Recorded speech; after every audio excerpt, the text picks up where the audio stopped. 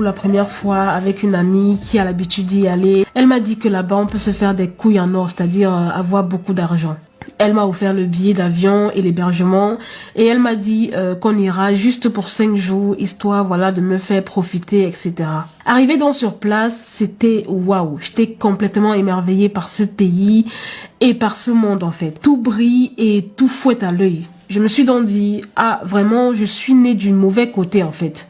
Ça m'a fait rêver. Le 3e jour de mon séjour, je me suis fait aborder par un inconnu. Un homme que quand tu le regardes, tu sais qu'il est plein aux as quoi. Il m'a dit que je lui plaisais et qu'il voulait voilà passer la nuit avec moi et il l'a dit cash en fait. Il m'a également dit que il me payerait ça en échange d'une journée shopping dans des boutiques de mon choix et une forte somme d'argent dont je vais taire le montant. Étonnée donc de sa proposition, voilà, j'en parle à mon amie et elle me dit qu'ici à Dubaï, c'est comme ça. Mais d'après elle, je ne devais rien craindre parce que je devais penser à tous les sacs, tous les accessoires de marque, etc.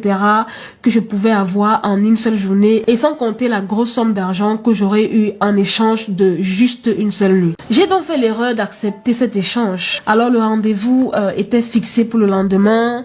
Le jour J, un homme est venu me chercher à 10 heures précises dans mon hôtel et m'a amené voir le monsieur et il m'a fait signer un contrat de confidentialité qui stipulait que pour une nuit, j'avais droit à tout ce dont j'avais besoin, c'est-à-dire tout ce que j'ai cité un peu plus haut. Sans tarder, il a donc remis un sac de billets au type qui était venu me chercher et il lui a dit de m'amener faire les boutiques et il a remis une grosse enveloppe contenant une grosse somme d'argent. J'ai passé vraiment une journée de rêve entre les grosses boutiques, etc.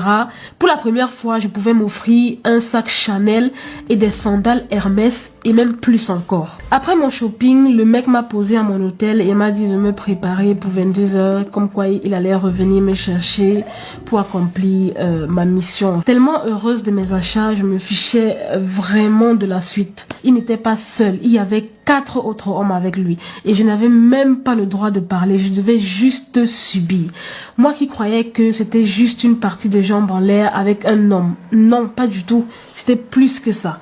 Et j'étais leur objet de niasse, comme leur objet d'expérience en fait. Je devais juste subir. Ils m'ont pris dans tous les orifices. Ils ont mis des objets en moi et ils m'ont étouffé avec leur jusqu'à vomissement. Ils m'ont même fait boire mon vomi et imaginez, il y a même un qui a pissé jusqu'à faire caca dans ma bouche et plein d'autres choses. Après avoir fait ça, il y a un d'entre eux qui m'a jeté dans l'eau.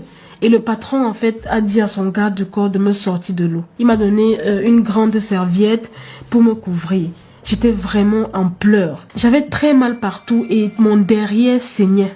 Après tout ça, ils m'ont posé à mon hôtel vers 4 heures du matin dans un état vraiment piteux. Même moi, j'avais pitié de moi-même. Mon amie est venue vers les 9 heures me trouver. Elle m'a trouvé dans cet état et elle m'a dit... Ma chère, ne t'inquiète pas, tu vas t'habituer. Et elle aussi, elle était sur un bateau apparemment la nuit dernière comme moi. Je lui ai demandé pourquoi elle ne m'avait pas averti en fait sur ce qui allait se passer. Elle m'a dit que ce ne sont pas eux tous qui ont des pratiques étranges et qu'elle ne voulait pas simplement m'effrayer, voilà, au risque de refuser la proposition. Comment est-ce qu'elle a pu me faire ça? Je me suis sentie sale. J'ai perdu mon humanité. J'avais envie de mourir. Tout ce que j'ai acquis comme bien en échange de cette nuit me dégoûtait en fait. J'avais besoin d'en parler parce que personne en dehors de mon ami ne le savait. Depuis la diffusion de la vidéo dans laquelle la fille mange le caca et tout, plusieurs filles sont sorties sur les réseaux sociaux en disant que oui, elles ont été victimes de ça, oui, elles ont fait ceci, oui, elles ont fait cela. Et perso, c'est ce témoignage-là qui m'a touchée parce que elle dit que c'est une de ses amies qui l'a emmenée dedans. Ce qu'on oublie de dire souvent, c'est que la plupart du temps, il y a des filles aussi qui font partie de ce milieu-là, qui ont été emmenées par leurs amis, leurs cousines, leurs sœurs et j'en passe. C'est pas toutes les filles qui vivent ça, qui sont allées volontairement en fait. C'est des filles qui ont certainement été piégées. Et dans ma première vidéo, il y a des commentaires qui me disaient ça en fait. Des commentaires qui me disaient que voilà, il y a certaines filles qui se retrouvent dans le milieu, mais qui ont été piégées en fait. Elles savaient pas que voilà, elles partaient pour ça. Elles savaient pas en fait toutes les pratiques qui les attendaient. Certes, elles savaient qu'elles devaient coucher avec un homme, mais elles savaient pas que... Voilà, il y avait le fait de faire pipi sur toi, faire caca dans ta bouche. Elles ne savaient pas qu'il y avait des partous et tout. Il y a certaines filles qui ont plongé dans ce milieu-là naïvement. Et depuis, on parle de Dubaï, Porta Potty et tout. On parle juste des influenceuses qui sont allées de leur plein gré en fait. On parle même pas de ces filles-là qui sont dans le milieu mais qui ont été piégées. Après, piéger, c'est un trop gros mot parce qu'en gros, elle savait qu'elle allait coucher avec un homme. Mais c'est juste les pratiques qui se passent là-bas qu'elle ne savait pas en fait.